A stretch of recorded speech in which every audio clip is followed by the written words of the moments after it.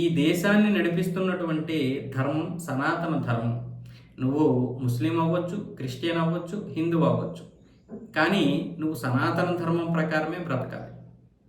అసలు ఈ దేశంలో పుట్టిన ప్రతి ఒక్కరూ హిందువులే. నువ్వు ఏ మతాన్నైనా ఆచరించవచ్చు, కానీ హిందువు నుంచి నువ్వు తప్పించుకోలేవు, ధర్మం నుంచి నువ్వు తప్పించుకోలేవు.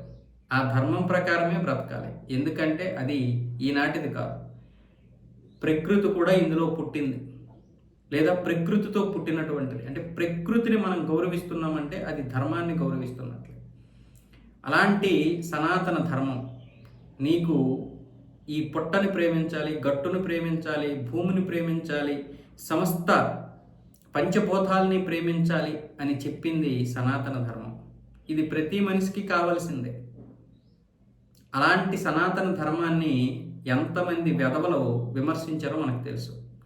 పోనీ వాళ్ళు పక్కన పెడితే రాజకీయ నాయకులు కూడా అదే విధానమైనటువంటి పద్ధతిని ఫాలో అయ్యారు. మోదీ మీద కోపమో లేకపోతే బీజేపీ ప్రతిసారి గెలుస్తుందన్న కోపమో తెలియదు, కానీ కేసీఆర్ ఇష్టం వచ్చినట్లుగా నరేంద్ర మోదీని మాట్లాడాడు. సరే, రాజకీయంగా వాళ్ళని వాళ్ళు విమర్శించుకోవచ్చు. మోదీ గోదీ బోడీ ఏదేదో అన్నాడు, కానీ హిందూ ధర్మాన్ని కూడా హేళనగా మాట్లాడారు, సనాతన ధర్మాన్ని కూడా చాలా దారుణంగా మాట్లాడారు. కేసీఆర్ కావచ్చు, కేటీఆర్ కావచ్చు. కేసీఆర్ మాట్లాడుతుంటే కేటీఆర్ దానికి 10 రెట్లు ఎక్కువగా ఆజ్యం పోసి మరీ మాట్లాడారు. దాంతో ప్రజలు పాతాళానికి పడేశారు. కాంగ్రెస్ గెలిస్తే గెలవచ్చు, బీజేపీ గెలవకపోవచ్చు. తెలంగాణలో 2023లో జరిగినటువంటి ఎన్నికల్లో బీజేపీ రాకపోవడానికి ప్రధాన కారణం అక్కడ నాయకత్వంలో ఏకత్వం లేదు, నాయకుల్లో ఒక దృఢమైనటువంటి మనస్తత్వం లేదు. ఒక రాజాసింగ్ లాంటి నాయకుడి మీదే వాళ్ళు ఎప్పుడు కక్ష కడతా ఉంటారు, కత్తి కడతా ఉంటారు, సొంత నాయకులే. కాబట్టి అక్కడ నాయకులు సరైనటువంటి ఇది లేదు, కాబట్టి అక్కడ బీజేపీకి ఓట్లు వేయలేదు. కానీ టీఆర్ఎస్ ఓడిపోవడానికి కేవలం నేను చెప్పిన హిందుత్వం మాత్రమే కారణం కాకపోవచ్చు. వ్యతిరేకత ఉంది, ప్రజా పరిపాలన వ్యతిరేకత ఉంది. కానీ మనలాంటి యువత కూడా ఒక 40-50 లక్షల మంది అయితే ఆలోచిస్తారుగా, అందులో 20-30 లక్షల మంది అయితే ఓట్లు వేస్తారుగా, వాళ్ళు చాలా కీలకం కదా. ఆ కోపం అనేది ఉంది. సనాతన ధర్మాన్ని, హిందూ ధర్మాన్ని హేళనగా మాట్లాడినటువంటి ఆ కోపం కూడా వ్యతిరేక ఓటుగా మారింది. ఆ విధంగా కేసీఆర్ని ఫామ్ హౌస్లో పండబెడితే కేటీఆర్ ఇప్పుడు పార్టీని నడిపించడంలో అనేక రకాలుగా ఇబ్బందులకు గురవుతున్నాడు. ఇకపోతే జగన్మోహన్ రెడ్డి ప్రత్యేకంగా హిందుత్వాన్ని వ్యతిరేకించలేదు, కానీ ఆయన చర్యల ద్వారా చాలా విమర్శించాడు. భార్య భారతి ప్రసాదాన్ని ఈ చెత్త కుప్పలో పడేయడం మాత్రమే కాదు, అంటే డస్ట్బిన్లో పడేయడం మాత్రమే కాదు, ఒక్కరోజు కూడా లేదా ఒక్కసారి కూడా ఈవిడ ఒక ముఖ్యమంత్రి భార్యగా తిరుమల కొండ మీదకి రాలేదు. పైగా వీళ్ళు అనేక దేవాలయాలని కూల్చేసినటువంటి పరిస్థితులు వస్తే సపోర్ట్ చేయలేదు.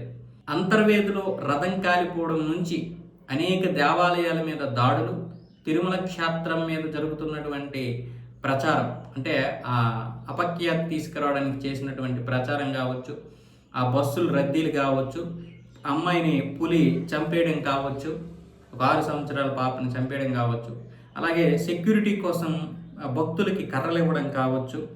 దీనికి తోడు కిందని ముంతాజ్ హోటల్కి 20 ఎకరాలు ఇవ్వడం కావచ్చు, అంటే స్పాలు పెట్టుకుంటాం, అక్కడ ఒక వ్యభిచార గృహాన్ని ఏర్పాటు చేయడానికి అనుమతులు ఇవ్వడం కావచ్చు.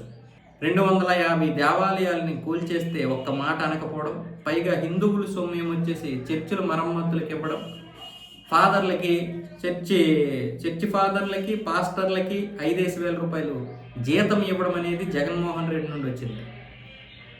ఇవన్నీ దృష్టిలో పెట్టుకొని ప్రజా వ్యతిరేకత ఎలాగో ఉంటుందిలేండి, ఏ పార్టీకైనా ఇది ఒక్కటే ప్రభావం చూపించదు, కానీ అదనంగా హిందూ వ్యతిరేకత అనేది వచ్చింది.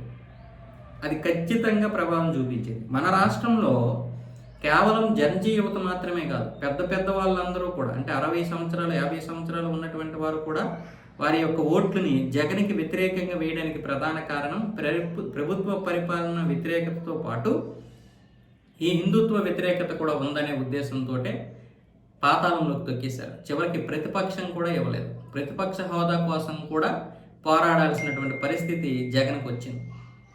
ఇకపోతే స్టాలిన్ కొడుకు ఉదయనిధి స్టాలిన్ ఇన్ని మాటలు అన్నాడు. సనాతన ధర్మాన్ని మలేరియాతో పోల్చాడు, డెంగ్యూతో పోల్చాడు, కరోనాతో పోల్చాడు. ఈ వెధవ వాడికి నోటికి ఎంత వస్తే అంత మాట్లాడాడు. ఏమైంది? ఇక్కడ బీజేపీ సపోర్ట్ చేసినటువంటి అన్నాడీఎంకే గెలవకపోవచ్చు, కానీ స్టాలిన్ని తుంగలోకి తొక్కడానికి వీళ్ళు కూడా కారణమే. హిందూ యువత కూడా కారణం, హిందువులు కూడా కారణం. యువత మాత్రమే కాదు, పెద్దవాళ్ళందరూ కూడా. బీజేపీ అన్నాడీఎంకే చాలామంది ఓట్లు వేశారు. ఓట్లు వేయకుండానే 50కి పైగా స్థానాలు రావు. ఎందుకంటే ఇప్పుడు ఉన్నటువంటి పరిస్థితుల్లో ఎడప్పాడి పళనిస్వామికి అన్ని స్థానాలు వచ్చే ఇది లేదు. పైగా ఇందులో సగం మంది విజయ్కి ఓటు వేయడానికి ప్రధాన కారణం ఏంటంటే కొత్తగా అధికారం ఇద్దాం. ఈ స్టాలిన్ కూడా చాలా ఓవర్ చేస్తున్నారు కదా, ఇచ్చిన హామీలను నెరవేర్చలేదు. సరే, అదనంగా సనాతన ధర్మాన్ని నాశనం చేస్తానన్నారు. ఏమయ్యారు? సనాతన ధర్మాన్ని పాతాళానికి తొక్కుతానంటే ఇప్పుడు వీడి పార్టీ లేకుండా అయిపోయింది. ఇప్పుడు వీళ్ళ అయ్యి కూడా గెలవలేదు. వీళ్ళ నాన్న గెలవక ఏడుస్తున్నాడు. నువ్వు ఎప్పుడు ఏడవాలి? ఇచ్చిన హామీలు నెరవేరిస్తే ఏడవాలి. నీ ధర్మం ఏదైతే ఉందో ఒక ధర్మం ప్రకారం నడుస్తున్నప్పుడు ఆ ధర్మాన్ని కించపరచకపోతే నేను ఎందుకు ఓడిపోయినాని ఏడాలి. కానీ నువ్వు ఇచ్చిన హామీలను నెరవేర్చవు, కానీ నువ్వు గెలవాలి. ఓడితే ఏడుస్తావు. సనాతన ధర్మాన్ని నాశనం చేస్తానంటావు, కానీ నువ్వు గెలవాలి. ఎలా గెలుస్తావు అంటే హిందువులు నీకు అంత దీనిగా కనిపిస్తున్నారు. ఈరోజు హిందువుల్లో చైతన్యం వచ్చింది, వాళ్ళు కూడా ఏకత్వంలో ఉన్నారు, ఇప్పుడు యూనిటీగా ఉంటున్నారు. ఈరోజు కాకపోయినా భవిష్యత్తులోనైనా సరే, ఇప్పుడు రాజకీయ మార్పు జరిగింది కదా, భవిష్యత్తులో ఖచ్చితంగా అన్ని రాష్ట్రాల్లో కూడా హిందుత్వాన్ని నమ్మేటటువంటి పార్టీలు, హిందుత్వాన్ని ముందుకు తీసుకెళ్లేటటువంటి పార్టీలు మాత్రమే అధికారంలోకి వస్తాయి. ఈ విజయ్ అయినా సరే ఈరోజు ఒక క్రిస్టియన్ కావచ్చు, కానీ ఇతడు క్రిస్టియన్లా పరిపాలించడు అని తమిళ ప్రజలు నమ్మారు. నేను కూడా స్టాలిన్ లాగే పరిపాలిస్తానంటే ఎక్కడ పెట్టాలో అక్కడే పెడతారు విజయ్ని కూడా. పైగా నీకు ఉచిత పథకాలు ఇచ్చాడు, ప్రకటించాడు, హామీలు ఇచ్చాడు. అవన్నీ నెరవేర్చకపోతే పాతాళానికి తొక్కేస్తారు.